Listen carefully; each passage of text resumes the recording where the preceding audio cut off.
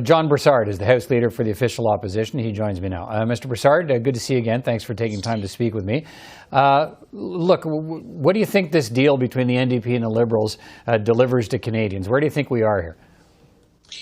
Well, I think it's certainly a costly deal based on what they are proposing that they're going to work on. Just the two issues of pharmacare and dental care alone represents about $100 billion in expenditures. The NDP platform that was costed out by the Parliamentary Budget Officer in the last election was about over $200 billion.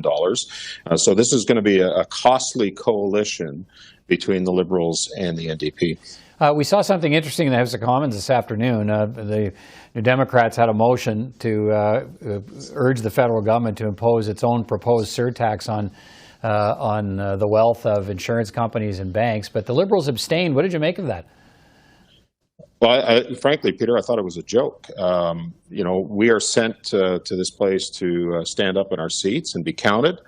Obviously, it represents a part of the deal that we weren't aware of, at least not what we had seen that was released by either party.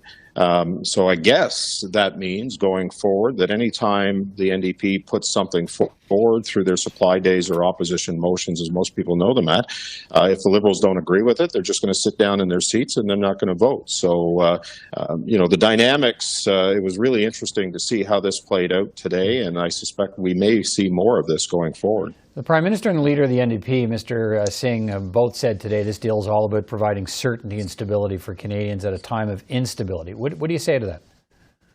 I'm not sure how they can say that, Peter, quite frankly. September 2021, Canadians elected a minority Liberal Parliament. I think they sent the Prime Minister a message at that time.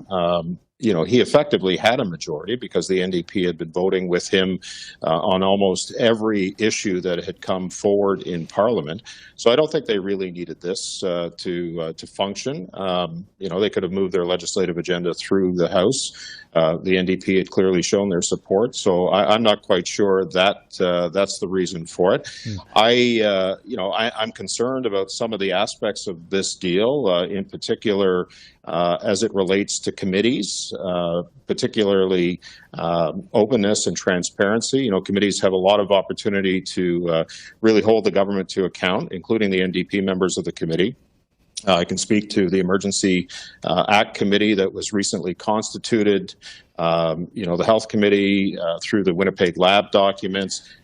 Part of this agreement that they came up with, at least the part that I've seen with respect to committees, means that in many circumstances, that information may not be available to committees, like the production of documents, similar to what was done in the Winnipeg Lab situation. The NDP at the time supported the production of documents so that we could find out what went on within the Winnipeg Labs as it relates to the Chinese Communist Party. The way I'm reading this agreement means that the NDP is basically going to allow the sort of obstruction of the will of the committee to happen. So it's really concerning with respect to that. The other part of this that is concerning as well is that there's going to be regular meetings between the House leaders of the NDP and the Liberal Party, the party whips, the Prime Minister and the Leader of the NDP are going to meet quarterly, leaving out the official opposition. So, this is effectively a coalition government that's in place right now. And I know people don't see it as defined as a coalition, but Peter, everything that I've seen indicates that. This may have consequences as well for the Conservative leadership race, because we see with this deal, whoever wins the Conservative leadership in September is destined for the opposition benches for perhaps the next 3 years. Could that actually be a good thing in allowing a new leader time to assume the job without the threat of an election?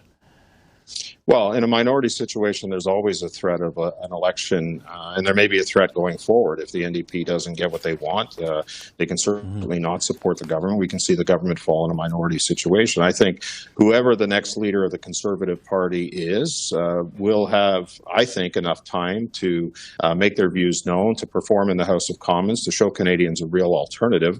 Obviously, 3 years extends that, but my concern is more of what what kind of damage can be done with respect to sectors of our economy that clearly the Liberals and the NDP are aligned on, specifically the natural resource sector. I mean, we both know where they stand on this. At a time when clean Canadian energy will be in demand around the world, we've effectively got a coalition, an ideologically aligned coalition, that will be working together to not support the natural resource sector and provide that clean Canadian energy around the world, and to really fill that void that Russia is supplying, for example, to Europe.